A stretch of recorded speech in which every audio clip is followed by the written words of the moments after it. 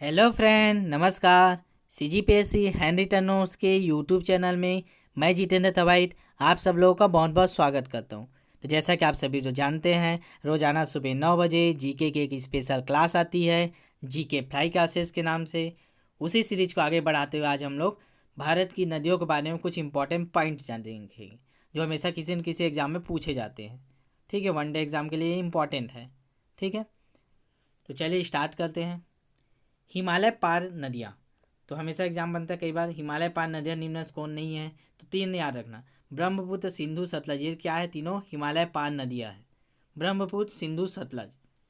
भारत की बृहत्तम नदी कौन सी है? भारत की सबसे बड़ी नदी कौन सी है? गंगा नदी।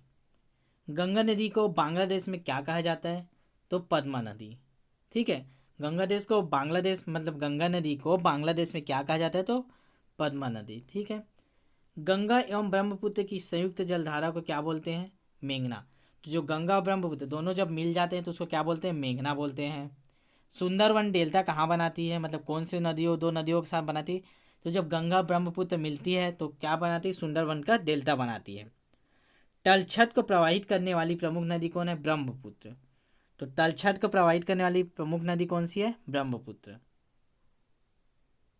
ठीक है, भागीरथी नदी निकलती है, किससे निकलती है? तो गोमुख से। भागीरथी नदी किससे निकलती है? गोमुख से निकलती है। हंगरी सहायक नदी है किसकी? तुलभद्रा की। हंगरी किसकी सहायक नदी है? तुलभद्रा।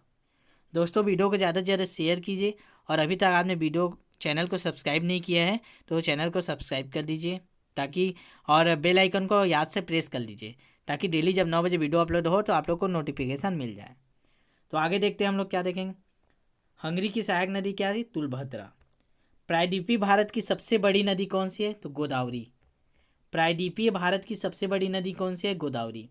लूनी नदी गिरती है कच्छ के रण में।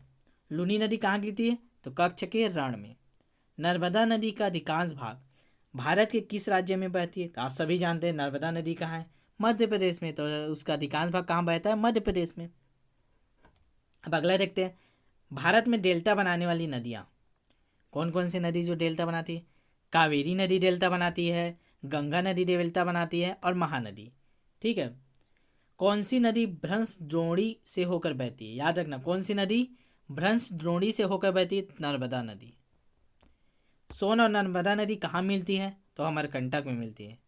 ठीक है, अमरकंटक में क्या मिलती है? सोन और नर्मदा नदी दोनों जाके अमरकंटक में मिल जाती है। कावेरी नदी गिरती है कहाँ? गिरती है कावेरी नदी, ये हम लोग ट्रिक में आगे कर चुके हैं, बंगाल की खाड़ी में। ठीक है, कावेरी नदी कहाँ गिरती है? बंगाल की खाड़ी में। दक्षिण भारत की नदियों में सबसे लंबी नदी, दक्षिण भारत की बात करें तो उसमें सबसे लंबी नदी कौन है? गोदावरी नदी। याद रखना। वेनगंगा तथा पेनगंगा किसकी सहायक नदी है? तो गोदावरी की। दक्षिण भारत की सबसे बड़ी नदी बोले तो गोदावरी। वेनगंगा और पेनगंगा किसकी सहायक नदी है बोले तो गोदावरी की। बंगाल का शोक किसको बोला जाता है? तो दामोदर नदी को बोला जाता है। बंगाल का स्रोत किसको बोला जाता है? शोक, दामोदर नदी। ये याद रखना, ये हमेशा क्वेश्चन बनता है शोक से। ठीक है, बंगाल का शोक किसको बोला जाता है? दामोदर नदी को। बिहार का शोक किसको बोला जाता है? कोसी नदी को। विनाशक नदी किसको बोला जाता है? कोसी नदी। ये तीनों में से एक क्वेश्चन हमेशा बनता ही है। बंगाल का शोक दामोदर नदी, बिहार का शोक कोसी नदी। अब विनाशक नदी कौन सी? कोसी नदी। ठीक है, जब आती है बाढ़ आता है तो पूरे बहा के ले जाती है बड़े बड़े बिल्डिंग्स को। तो दोस्तों, वीडियो कैसा लगा कमेंट में बताइए।